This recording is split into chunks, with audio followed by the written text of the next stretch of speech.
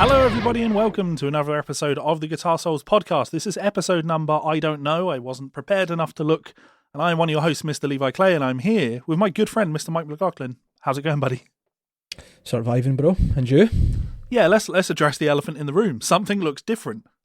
It's almost like we went back in time by about 12 months. Yeah. Except the backgrounds are a wee bit different. Yeah, because you've moved house, of course. I've moved into a haunted house, that's why you can't see behind me. It's all the ghosts in the room. They're having a bit of a party. They're being inconsiderate bastards, but we'll leave that where it is. So the story is I came into contact with somebody that ended up testing positive for COVID. I took lateral flow tests and had negative results. Went to visit a friend, took another lateral flow test the next day and tested positive. So have had booked a PCR test. I've been off for a PCR test. I'm isolating whilst waiting for results of that to come through because, you know, be as responsible as you can and all of that good stuff. But that's fun. So, you know, sometimes something like this might happen because this is the new world that we live in. Absolutely bloody fantastic times. It's a dream come true. Also, I think it might be episode 122. Something like that, yeah. I'm pretty sure you said 121. Sure. No, I said I have no idea what episode it is because I'm absolutely no idea. I'm saying like last time. Oh, okay. Yeah, so, I'm always going to get that wrong. So Levi's had a unfortunate run-in with the COVID monster, and I have been unlucky enough to feel as if I have been too. Since getting my Jag last week, I have been the most run-down I've ever been in my life. Yeah. Levi can attest to the fact that I drink a lot of caffeine, as most of you can too.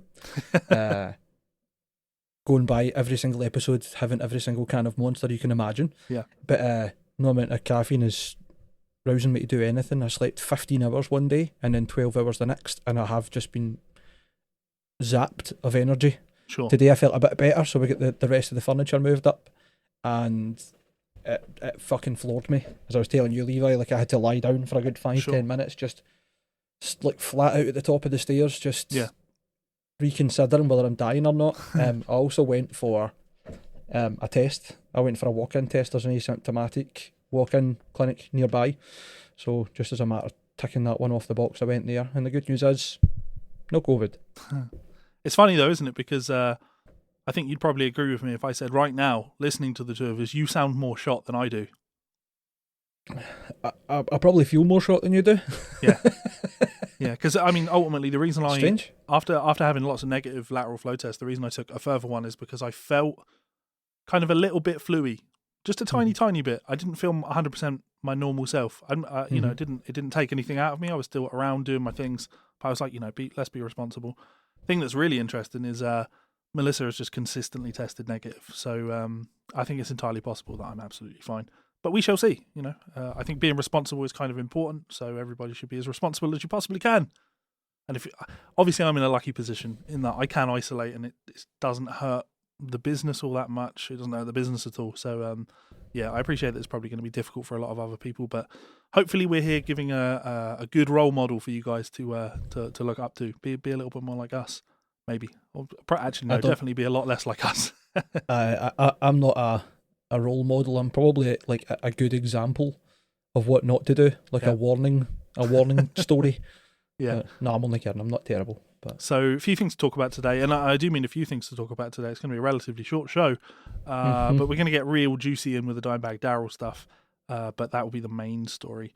First thing I want to say is I would recommend everybody head on over to Buy Me a Coffee. We put the latest bonus episode up where we listened to, obviously we announced we were going to do this, and we probably should have done it before we did the show last time, because then we could have talked about how good it was.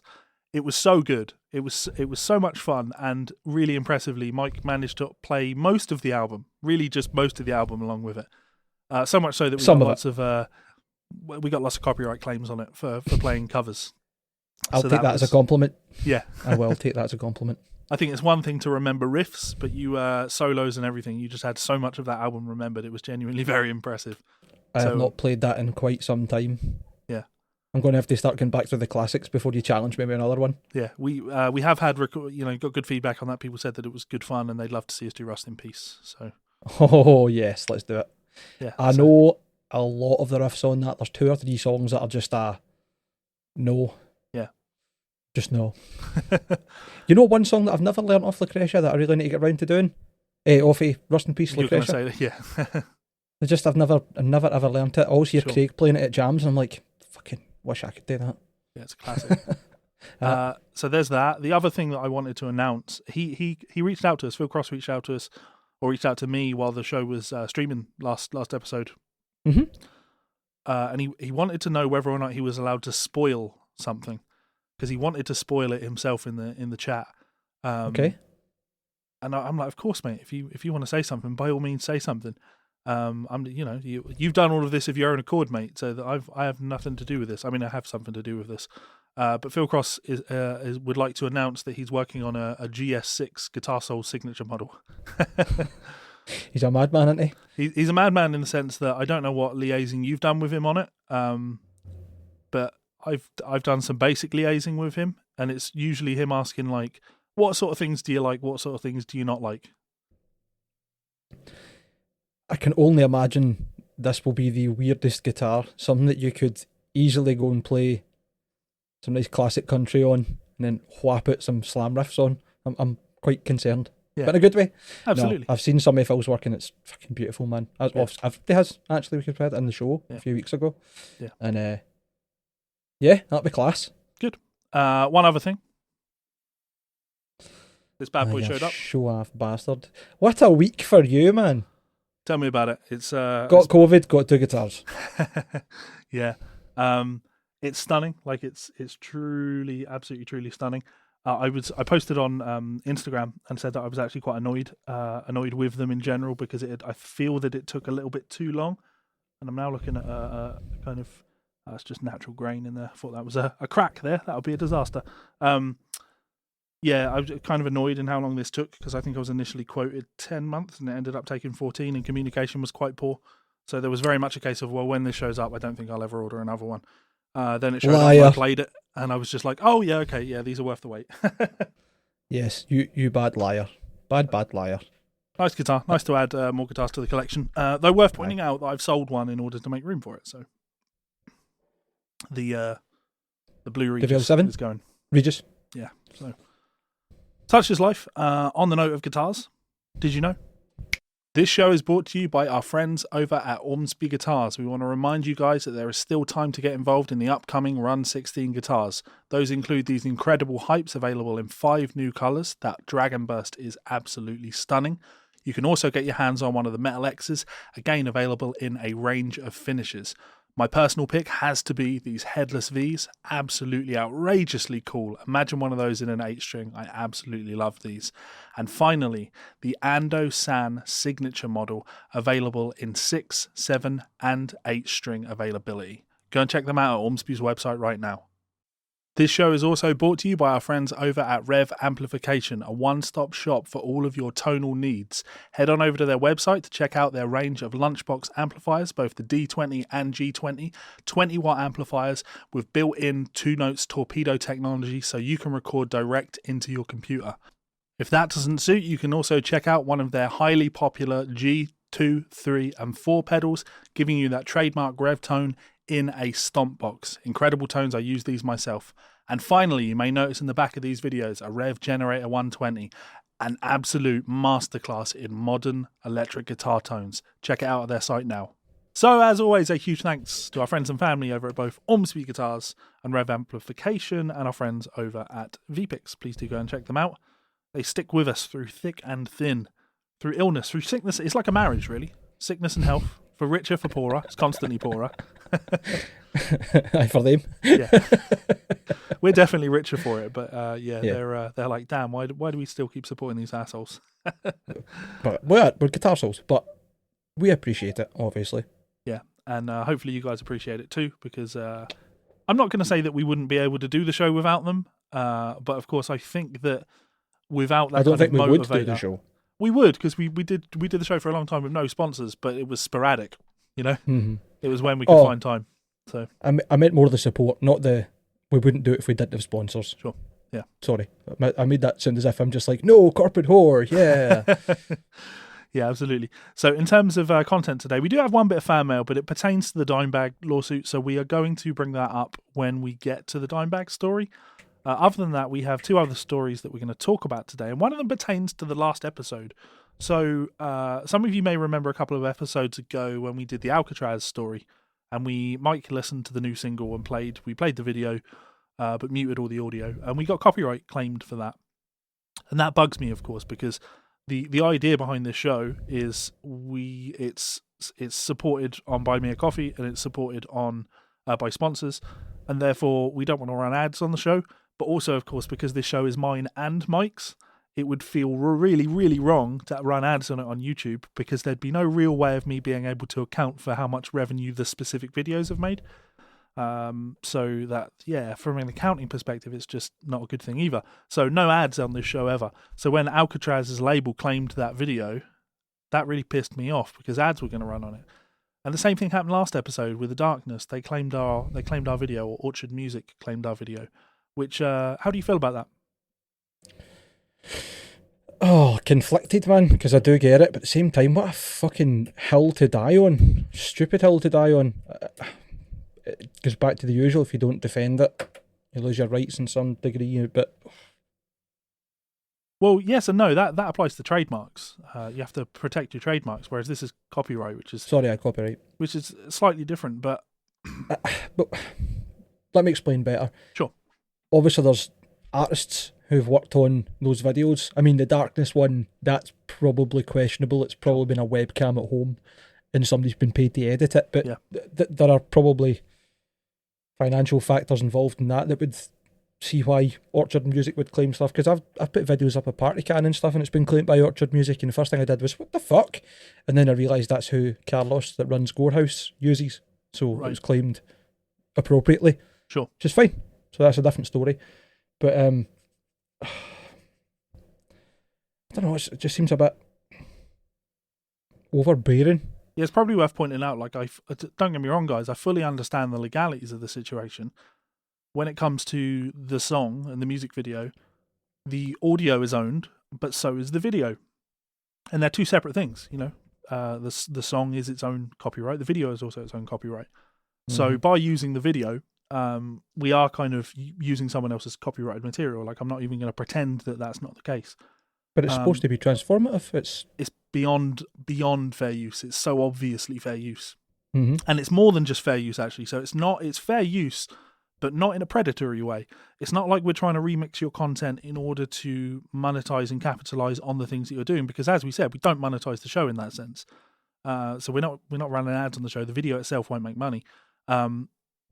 But what we're functionally doing is we're talking about your new single. We're talking about your new release as a service. It's a promotional service. You know what I mean? And when I say service, I don't mean we expect to bill you for that service. But the benefit of us talking about your new single is not for us. It's absolutely for you guys, for the band. It's absolutely for the label. It's absolutely for the publisher. We are helping. And it just puts us in this shitty situation where I don't want to do that anymore. I just don't want to help bands anymore. And that's shitty. And the reason it riled me up so much is because it happened to me again later in the week. But this was a manual claim. So it's worth pointing out the Guitar Souls ones were both automatic claims when uploading. But I got a claim on my Dream Theater video where I did the first listen through to the track and talked about it. Now, I have YouTube friends that have uploaded videos of the new Dream Theater song where they play the fucking audio, and they didn't get claimed. I have friends and peers who have uploaded transcriptions of the whole song from start to finish, where the original audio plays. They didn't get claimed. I have got friends who've covered, like Justin Hombach has done a full cover of the song. He did it the day it went up. His video didn't get claimed. But my video, where you don't hear any of the audio, got claimed, and it was done manually. That's really shady. And when I pointed this out in public, I found this weird thing where, you know, fans of the band or fans of Dream Theater, they just want to jump in and defend the band. Oh, it's not the band. It's not the, you know, you need to go after the record label. And I'm like, well, you're absolutely right. But the only way to get the record labels to change is when the people that they work with, the bands, collectively go to them and say, we're not happy with you doing stuff like this. It looks bad on us when you do stuff like this. You know, this person is helping to promote our new single for free. You know, we're not using any marketing budget on this. And again, that is very much the focus when I do a video like that. I'm very clear. I will not play the audio in the stream. I want you to go and listen to the song yourself. Here's a link to the song on Spotify. Go and check it out, etc. It's very much about driving people towards the original recordings and getting money into the industry. So for it to be claimed is really it's pissing me off, and it's shitty. There's no doubt about it. It's shitty as shit. And it's not even a Rick Beato situation, is it? Where again, Rick is using like actual recordings. He's using master recordings that he doesn't own. Mm-hmm. I can totally get it. Like, yes, okay, I'm using video. I'm using the official music video, etc. I get it. That's not completely clear cut, but it's so obviously it's fair just use. It's a stupid hill to die on. That's what I mean. Yeah. It puzzles me because really there's not a lot of money in marketing or that these days, and I mean a band as big as Dream Theater aren't exactly worrying about bringing in new fans. Yeah. But it's no like great secret that you have been in previous years a massive Dream Theater fan. I pulled out my Dream Theater tattoo at the start of the video. Do you know what I mean? So you've got that, and you're quite clearly paying homage to them. Yeah. For them to be like, nah, I can't do that. Yeah. Okay. Yeah. Oh, do you not like Dream Theater? Sorry, we're dog sitting at the moment, and Lola's quite excitable. Would you like to meet her? Yeah, please.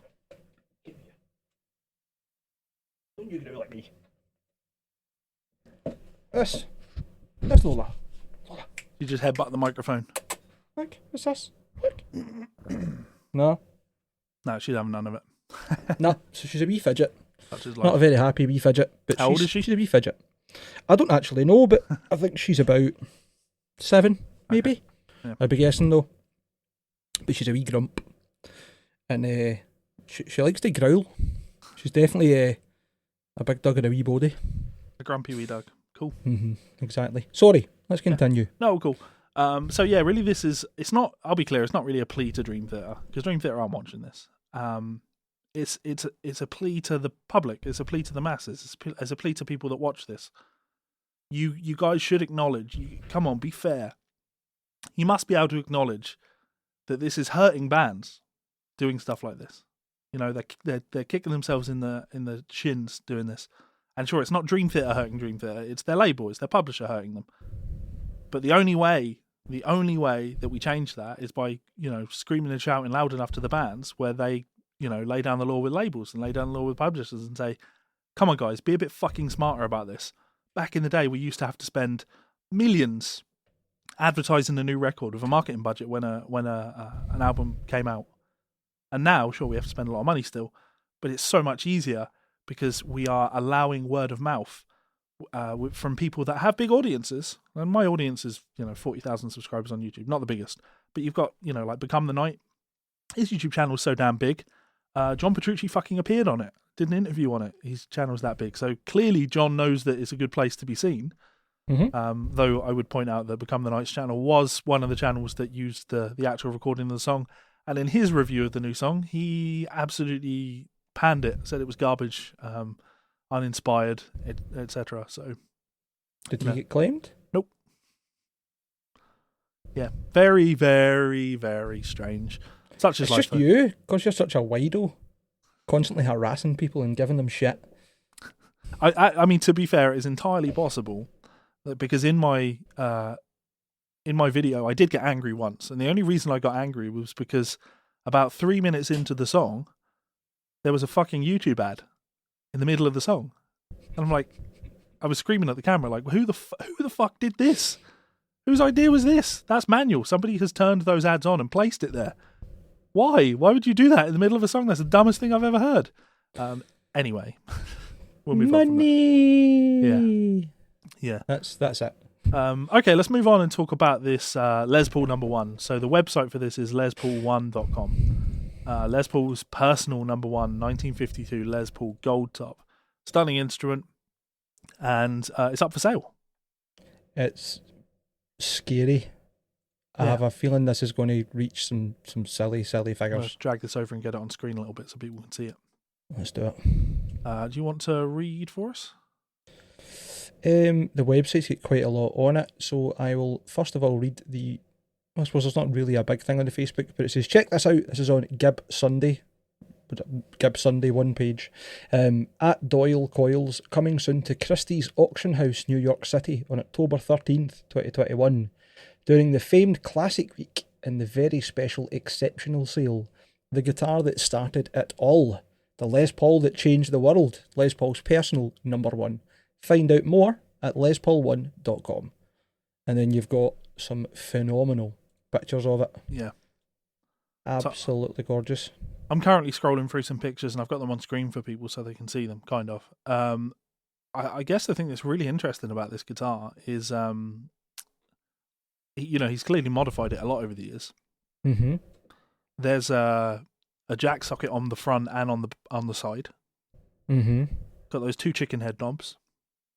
I think that the wooden bridge is a piezo. Possibly the second input. Could well be. Yeah. Because it's a contact microphone, it could be. That crazy cannot stay in tune trem. Yeah, yeah. And it's got a wild, like almost Strat-like pickguard. So it can be wired on the top. Top wired. It's two scratch plates actually. It's the original scratch plate and one underneath it that goes round the underside of the okay, yeah, I see that. The pickup routes and stuff. And the top on it's just that perfect, rich golden brown, slightly crackled. Looks like a sheet of toffee, like fresh toffee, or caramel. Oh, beautiful. Yeah. It's absolutely stunning, and I've seen a lot of buzz around this. People tagging guys like Joe Bonamassa and saying, I think this one's even out of the limit of someone like Joe Bonamassa. And Joe did acknowledge that, there's no way that he could afford this. It goes on. Have they put it on? It goes on sale on the 13th of October. So I guess I could try and have a look. Let's have a look.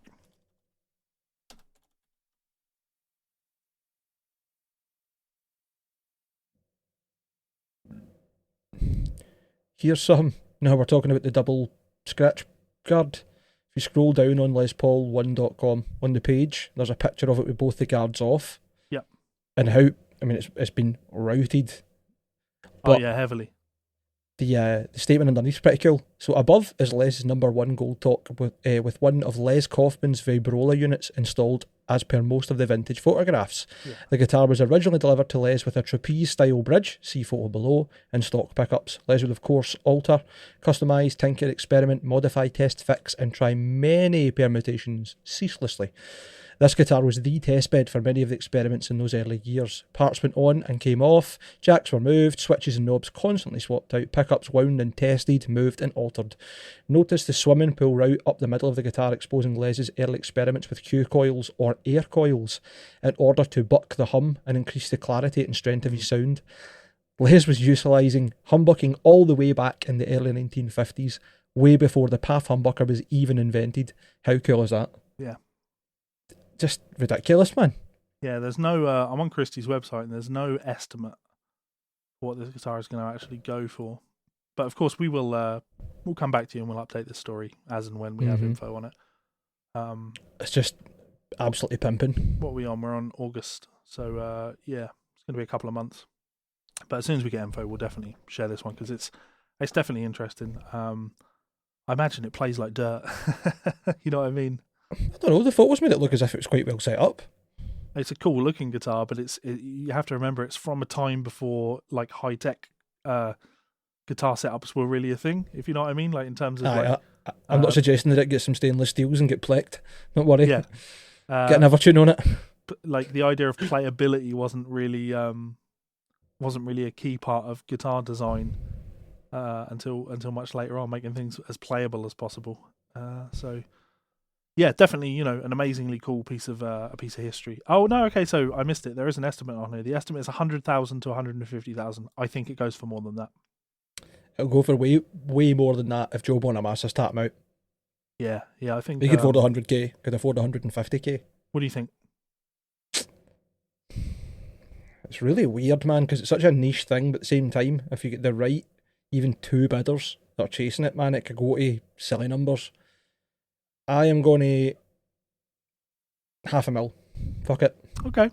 Yeah. 500,000. I think it might go for in that ballpark. I was going to go between 350 and 450.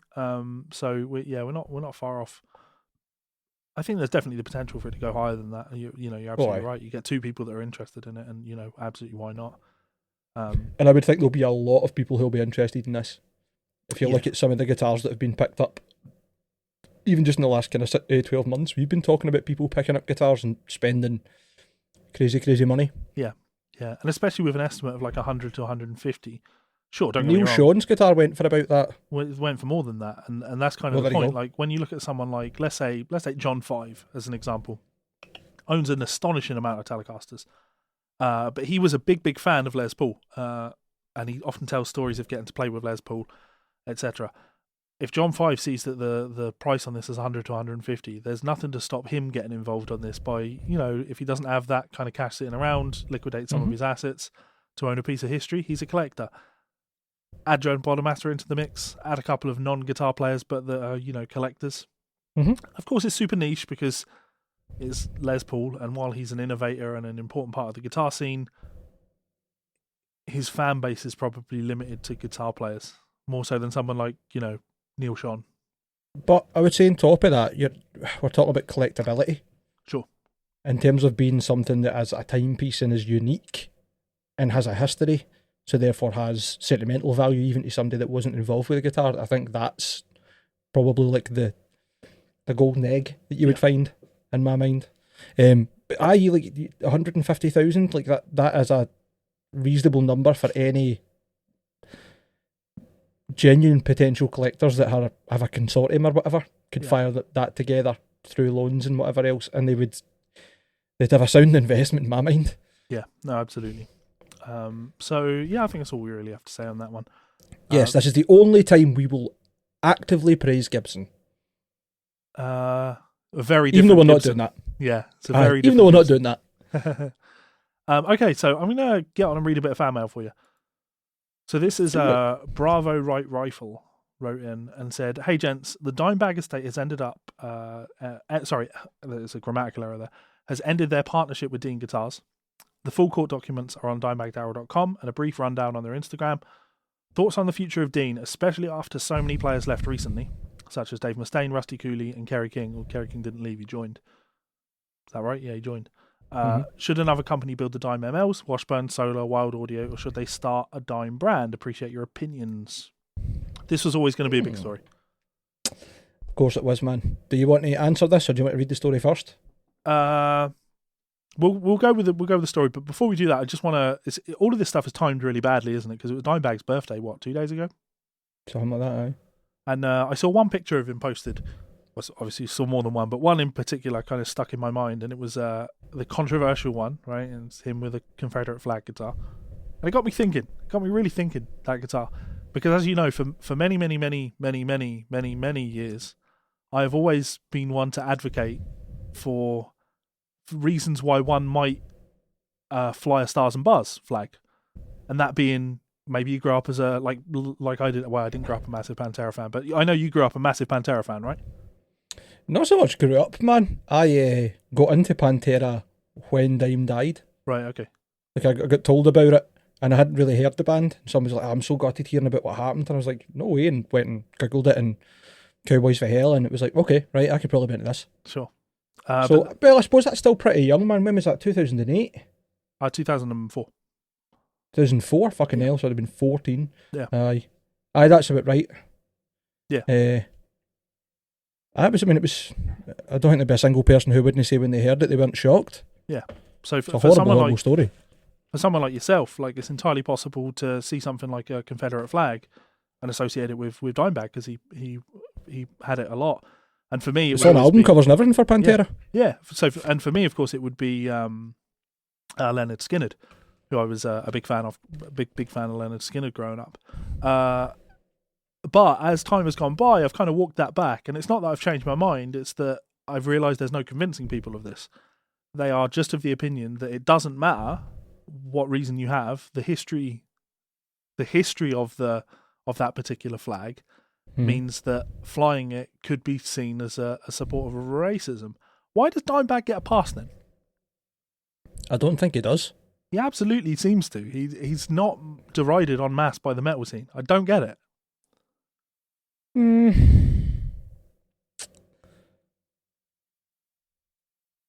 I'll put it another way. Like if I were to change, and God, I'd never do this because I don't care.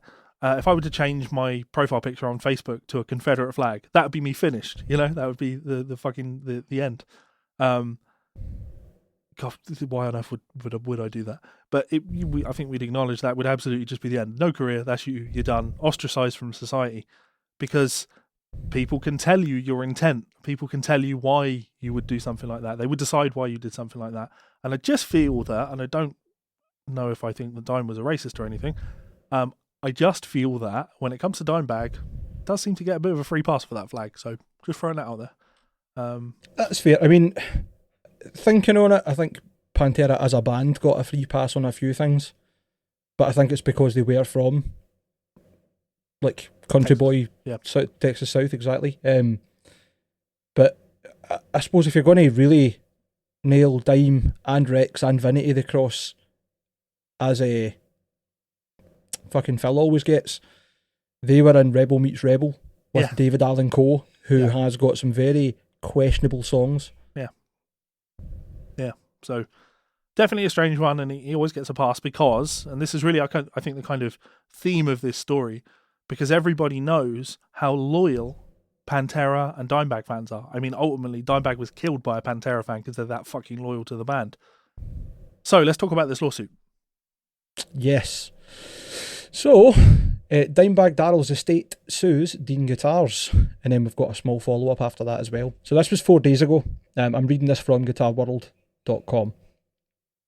The lawsuit marks the end of the late Pantera guitarist's relationship with the brand, which was rekindled shortly before his tragic murder in 2004.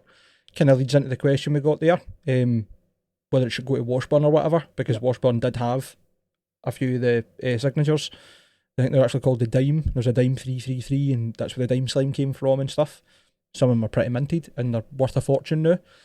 Anyway, the estate of late Pantera guitarist Dimebag Darrell has sued Dean Guitars. Rita Haney, Abbott's longtime girlfriend and the trustee of his estate, announced the estate's lawsuit in an Instagram post, where she also detailed why she chose to end Dean's relationship with the guitarist, which initially ran from 1990 to 1994, before being re-established in 2004, shortly before Abbott's tragic murder at a Columbus, Ohio nightclub. After much consideration, it's with great sadness that I announce the long-standing relationship between Dimebag and Dean Guitars is over, Haney wrote. Unfortunately, we were forced to file a lawsuit against Dean Guitars, Haney continued, writing that it was necessary for us to end Dime's endorsement of Dean Guitars to continue to honour and celebrate his legacy the way he deserves and in the way he had laid it out. We did not make this decision lightly, and it's with a heavy heart that we share this news with you, Dime's loyal fans. As you know, after signing the deal with Dean Guitars in 2004, Dime was ecstatic to finally be working with the one and only Mr. Dean Zielinski, who's been gone from the company since 2008. Darrell had voiced several times like it was like going home where he belonged. It was something he was enormously proud of. I've spent days rereading through all of Darrell's guitar notes, lists, letters and drawings, some not yet released. Knowing Darrell's wishes and seeing them written down on paper once again after all these years solidifies that he would not have stayed. I want to see Dime's words followed through and to have his legacy reach the level he intended. I made several attempts to amicably settle our dispute with Dean Guitars. However, it's become clear to me that Dimebag's relationship with Dean Guitars had come to an end when the new CEO of Dean Guitars told me that Dime had been dead for 16 years and they could not make the money they once did. So basically he's used up, she's put in brackets, and then continued on to tell me I should go somewhere else. Well, we will. Moving forward, our goal will be to ensure the rightful and respectful celebration of Dime's legacy and the indelible mark he and his music made on the world. It's with absolute conviction that we say that we can no longer happen whilst continuing to partner with Dean Guitars. As fans, we hope that you feel as we do. Our love for Dime has not wavered in 16 plus years since his passing, and he still is relevant to us today despite what we have been told by Dean Guitars. We want to capture the spirit of the deal that was discarded by Dean Guitars, like it should have always been done. In this spirit, we soon hope to have more positive news to share with you regarding the future of Dime Guitars. In a statement shared with Guitar World, Dean and CEO and President Evan Rubinson disputed Haney's claims, saying, "We've always treated Dime and his brother Vinny with the utmost respect and loyalty.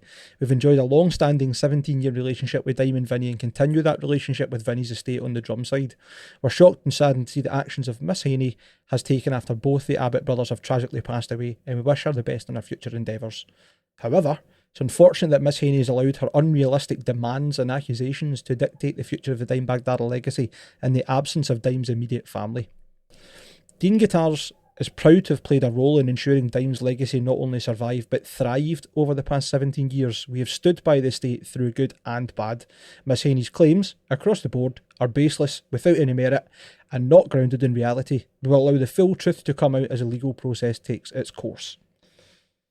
Only 7 months ago, Dean announced it would reissue the Dimebag Darrell signature Dime Razorback Rust electric guitar, and more than a dozen Dimebag Darrell signature Deans remain listed on the company's website. We'll bring you more updates to this story as soon as we have them. So the second story that we have is essentially that part at the bottom there, the Evans update, Evan Rubinson's update. I've done as much due diligence as I could on this one.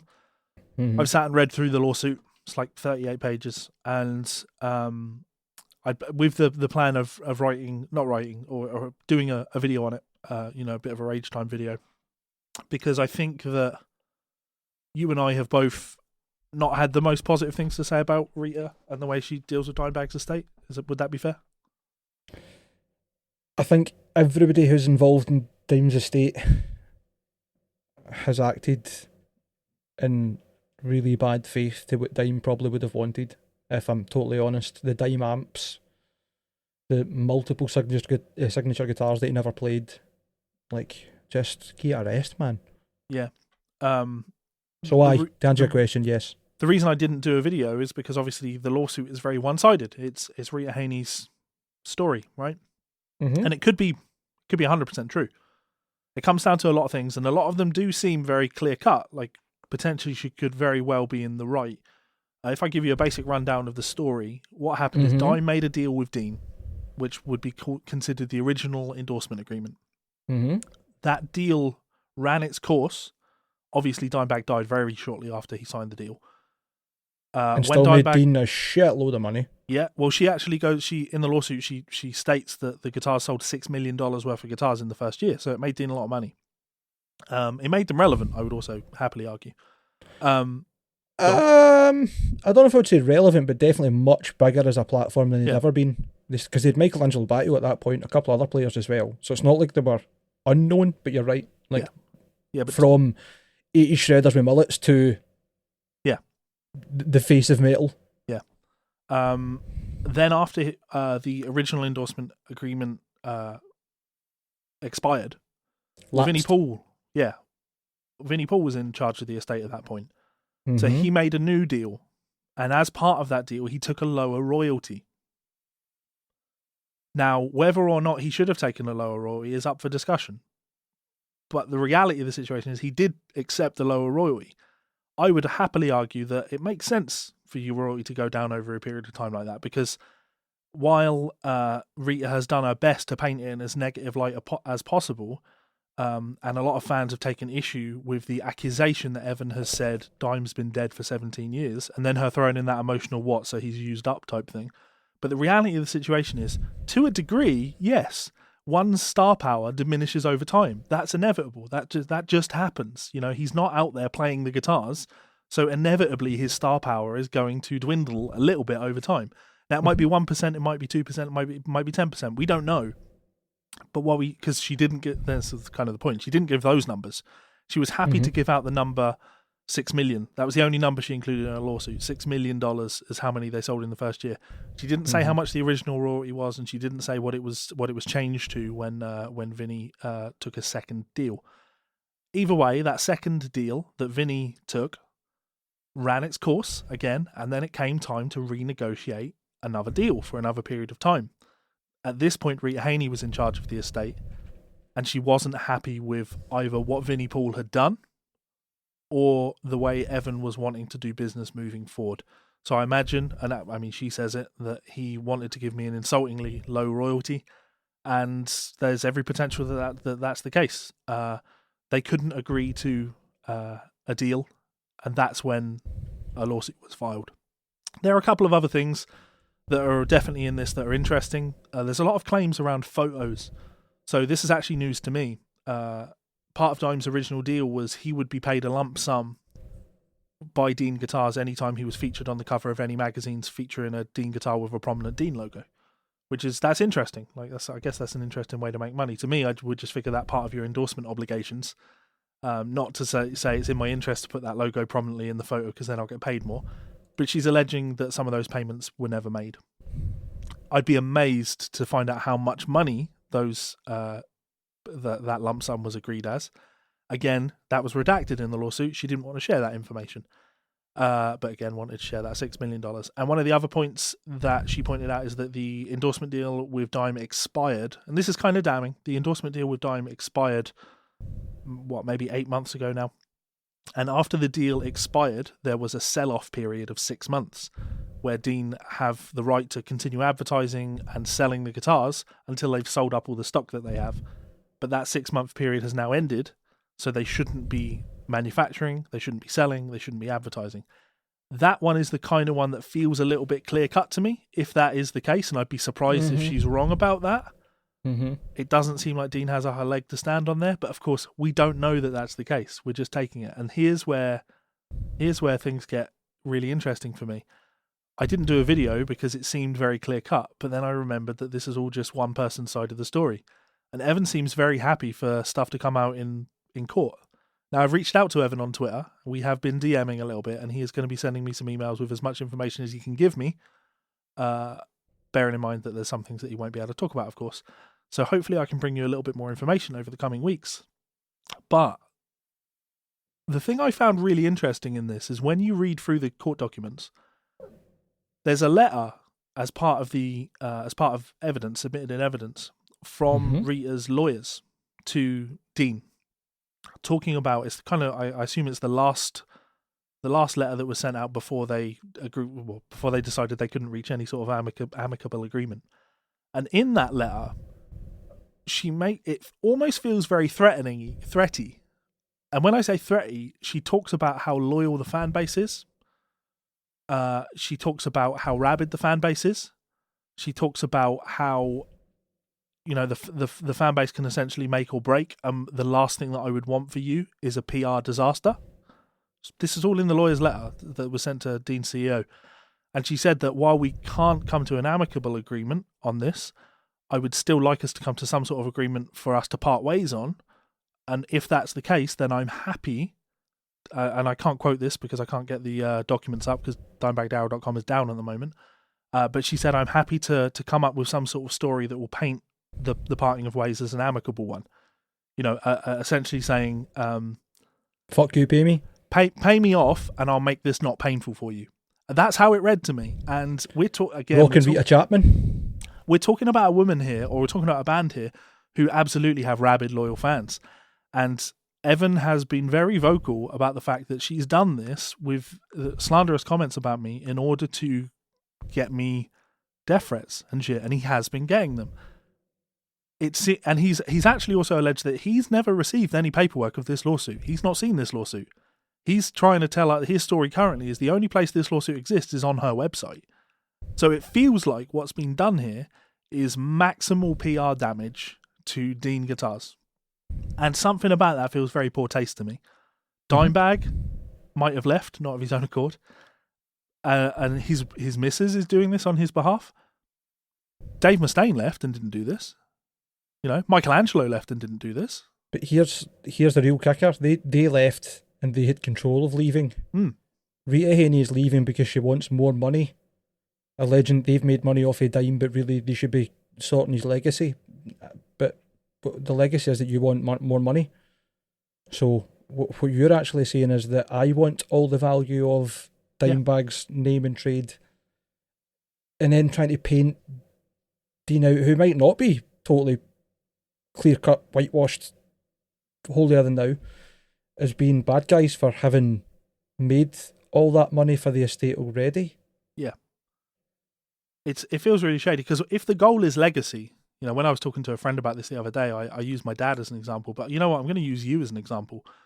So let's say this podcast continues to pick up and people are really enjoying it, and for whatever reason, Perry the lunatic decides to launch a Guitar Souls signature guitar, a Mike McLaughlin signature guitar, right?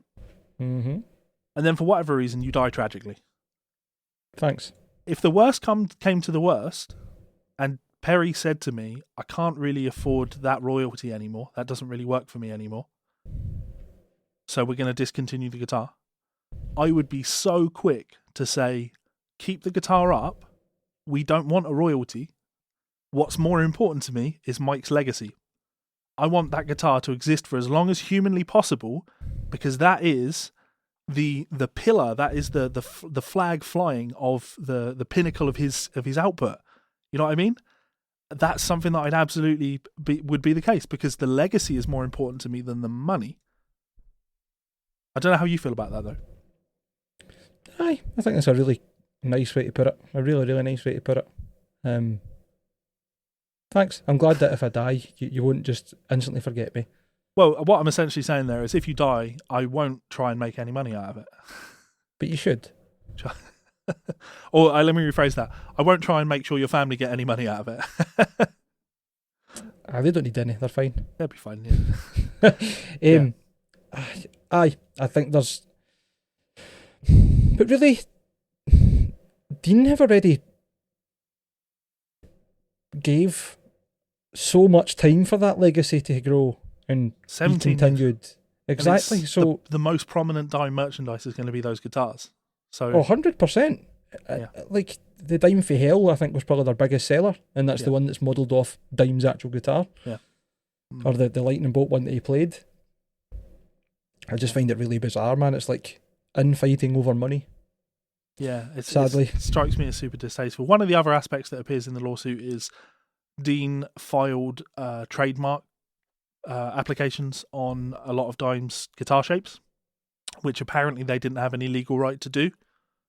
This was done shortly after Dime died, and there very much could be a case of, well, you did this because Dime wasn't around to protect himself, and, you know, Vinnie Paul wasn't up to date on what was going on. Maybe you shouldn't have done this.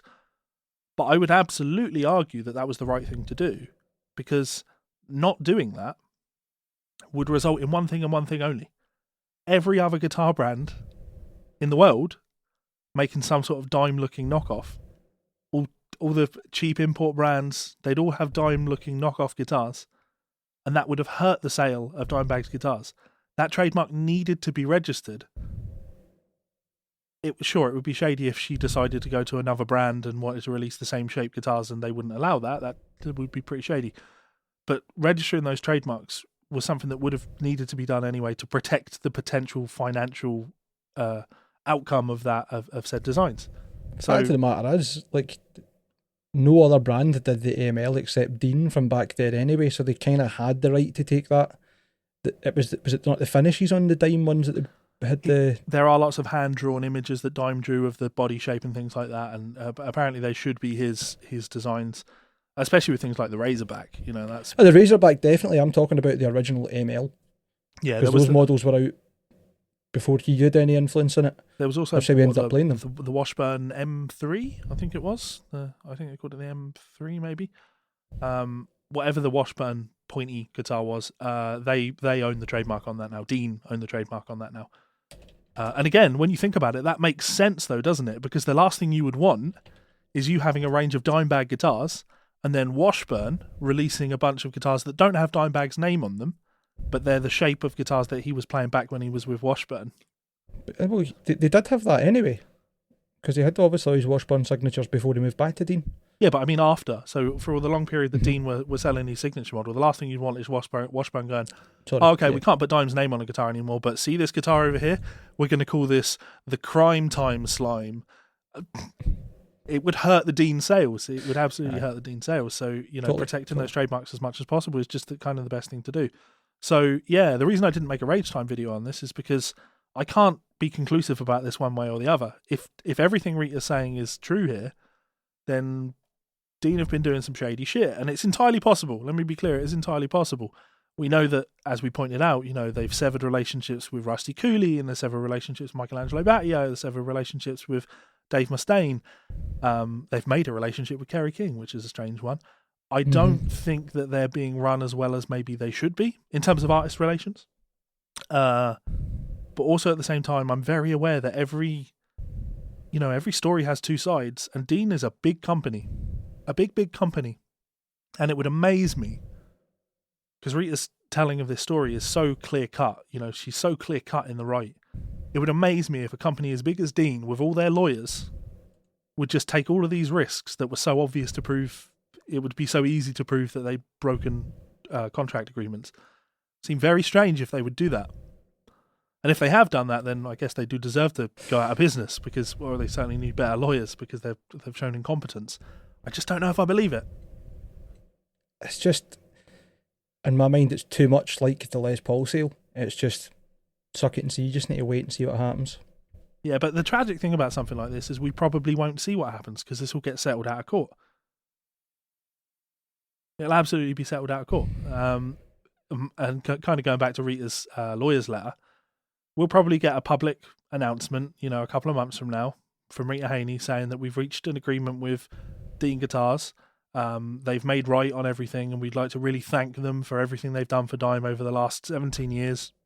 I regret the way I handled this situation, but they're a great bunch of guys that really care about Dime and his legacy. And they post that, and they take a big, $400,000 payment to post something like that. It just feels a little bit extorty, Mm-hmm. Because the PR damage, I think, has already been done on this one. Like, when you see people talking about this, very few people are going to go, I wonder what Dean's side of this story is. As soon as that story comes out, that's it.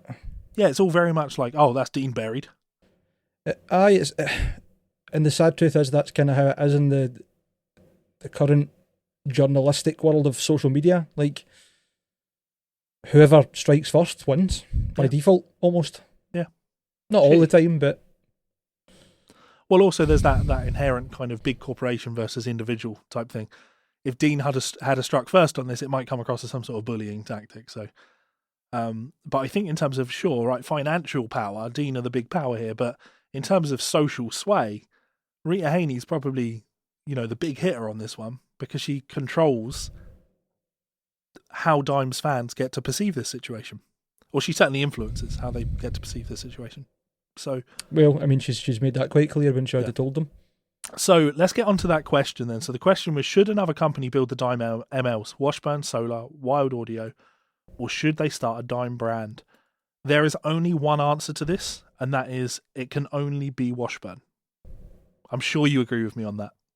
I was going to say nobody, because quite honestly, I think personally, Dime's legacy has been there already. Like, I know him for playing Deans. I know about the Dimes, the Razorbacks and stuff. Like, I know he had the Washburns. You've had 17 years of sales. Everybody has had 17 years of sales at Dime's expense, at Dime's death's expense. Anything more, I think, is definitely verging on distasteful and not fitting to his legacy, in my mind. I'm just a bit... Well, back in Pantera heyday when he was playing those Washburn guitars, there will still be a lot of people that are probably devastated that they never got to get their hands on one of those. And maybe if Washburn did a kind of limited run anniversary version of some of those guitars, that would be a nice thing for the fans. And what we can confidently say is that Dime, let's not necessarily say would endorse that action, but he did endorse those guitars. He did, okay, yep. Whereas Solar, all right, sure. Ola England, very respectful to Dime's legacy. Clearly a big fan. He put a great cover up just recently. Dime cover. Same to the Gates. Yeah. Sure. But Dime couldn't possibly sign off on what Ola's making. So, no, it would be distasteful. It would not be in the interest of someone's legacy. Wild Audio. Zach obviously had a great relationship with Dimebag. They were great friends. But same principle. Dime couldn't sign off on anything Zach would release. And starting a Dime brand? Fuck no. Same idea. If the man can't sign off on it, then all you're getting is his is his girlfriend signing off on it. You're not getting Dimebag's endorsement. You're getting Rita Haney's endorsement with a Dimebag mask on. And that should be worthless to the fans. In the same way that when the Hendrix estate allowed Gibson to release Hendrix Strats, no one supported that. And it should absolutely be the same here. And my concern is it won't be the same here because, coming full circle and going back to talking about the flag, Dimebag's fans just seem to give everything a pass. It doesn't seem to matter to them. But I feel that they should be turning on Rita a little bit on this and saying, you are fucking this up for the man that you claim to love.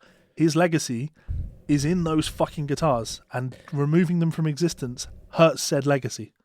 We'll need to see if that is the case, man, because I don't remember there being any real big cry for there not to be those Dime amps. So we might not get what we want. However, time will tell. What does everybody else think? Please put it in the chat. we'll be here for Monday Night Guitar Geek Club. Well, I won't be at work. We'll be trying to pop in for a wee half an hour if I can. But we want to know what's happening. We want to know what's going on and what you think.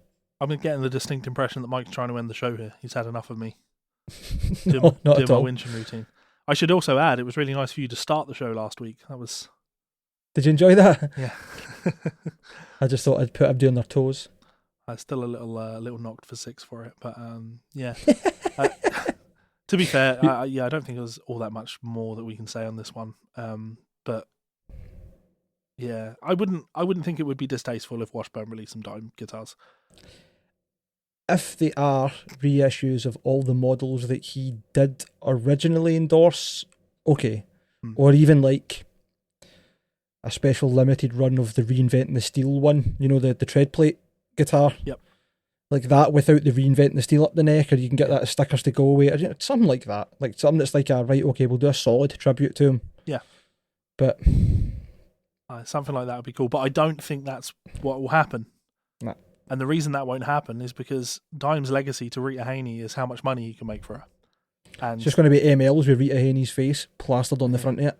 The way that she will make the most money would probably be talking to Zakk Wylde, getting him to put her in contact with whoever his contacts are. I believe it's the Schecter's Indonesian factory build the Wylde audio guitars. I'm pretty sure you're right, because I'm sure one turned up and I saw it posted online with the Schecter sticker on the back, or the stamp on the back of the neck.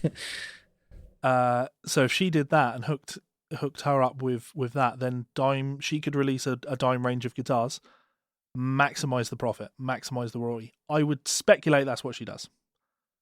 She goes with Zakk Wylde. No, she uses Zakk as a contact to set up Dime guitars. And she'll release her own brand of guitars. And she will whore out Dime's endorsement on them. A brand of guitars that he never played. Either that, or try and get Zakk to sign off on it with Wild Audio and potentially split the money with him. Yeah. Yeah, because Zack's never going to say that his royalty's not, he's not valuable. I just mean, I think she would probably be jumping in at the deep end to think she can just start her own brand of guitars. Whereas if the easiest route is, look, you've already got a company doing this, let's go for it, you were a close friend. Yeah. But that's kind of the point, isn't it? The easiest way to do this is to go to a big company that has a big distribution network and lots of money and lots of experience in building guitars. Someone like Dean, maybe. And yeah, when you do something like that, they're going to take the lion's share of the money. Of course they are, because they're doing most of the work. You're just signing off on the endorsement. But you make a bit of money. They're doing all of the work, you mean, Levi? Yeah. What's the fucking problem? Rita Haney, you sound like a real fucking asshole. I'll be honest. Sounds like you're trying to end the show. Yeah. I am. I absolutely am. So on that note, did you know? This show is brought to you by our friends over at Ormsby Guitars. We want to remind you guys that there is still time to get involved in the upcoming Run 16 guitars. Those include these incredible hypes available in 5 new colours. That Dragon Burst is absolutely stunning. You can also get your hands on one of the Metal X's, again available in a range of finishes. My personal pick has to be these headless V's, absolutely outrageously cool. Imagine one of those in an 8-string, I absolutely love these. And finally, the Ando San signature model, available in 6, 7 and 8-string availability. Go and check them out at Ormsby's website right now. This show is also brought to you by our friends over at Rev Amplification, a one-stop shop for all of your tonal needs. Head on over to their website to check out their range of lunchbox amplifiers, both the D20 and G20, 20-watt amplifiers with built-in 2-notes torpedo technology so you can record direct into your computer. If that doesn't suit, you can also check out one of their highly popular G2, 3 and 4 pedals, giving you that trademark Rev tone in a stomp box. Incredible tones, I use these myself. And finally, you may notice in the back of these videos a Rev Generator 120, an absolute masterclass in modern electric guitar tones. Check it out at their site now. So, as always, a huge thanks to our friends and family over at both Ormsby Guitars, Rev Amplification, and of course, Vinny over at VPix. Go and check those guys out. I wonder how long it'll be before Rita Haney reaches out to Perry and says, Perry, Dime always really kind of looked up to and admired your builds. We'd love to put out a Dime brand of guitars with Ormsby. That'd be interesting. That might change our opinions. Completely far-fetched. Yeah. I don't see it happening, Levi. Let's put it that way. I don't see it happening either. I would be really interested to know what Perry's thoughts on something like that would be, of course, though. So maybe I'll send him a message. Sure. Because it's a hard one, isn't it? Like that whole idea of Evan saying to her, Dimebag's been dead for 17 years. Sure, that's obviously gonna hurt hearing something like that. But you have to ask yourself, what is it that someone's trying to say when they say something like that? And we know what they're trying to say. It's not trying to say, ha, he's been dead for 17 years, hope that hurts. It's, he's not as valuable as he once was. He doesn't command the same marketing power that he once did. And therefore, we can't really justify giving away 30% of the sales, or whatever the royalty happens to be. Whereas back in the day, especially the year he died, for her to point out they sold $6 million of guitars, $6 million of dime guitars in that first year. Ooh, that is a lot of money. A hell of a lot of money. And then whatever else they would have made on, because I'm sure they had other merchandise. Yeah, straps and pickups and tons of stuff. Mm-hmm. So, it was Seymour Duncan that was doing the pickups, remember? Did Dean not have a set of? Because one of the things in Rita's lawsuit is that they only have the right to sell guitars and only guitars. And currently they have things like pickups and stuff listed on their website, pickups and straps and things. I don't remember pickups. I always remember the Dean models that I picked up that were like MLs are meant to be dimes had a dime bucker in the bridge, which is a Seymour Duncan, and I think some of them had a Bill Lawrence in the neck. He still has the Dimebag set pickup from Seymour Duncan. Aye. Maybe there's a budget Dean set. Have a look. Yeah, the DMT guitar pickups are these? No, they're just called DMTs.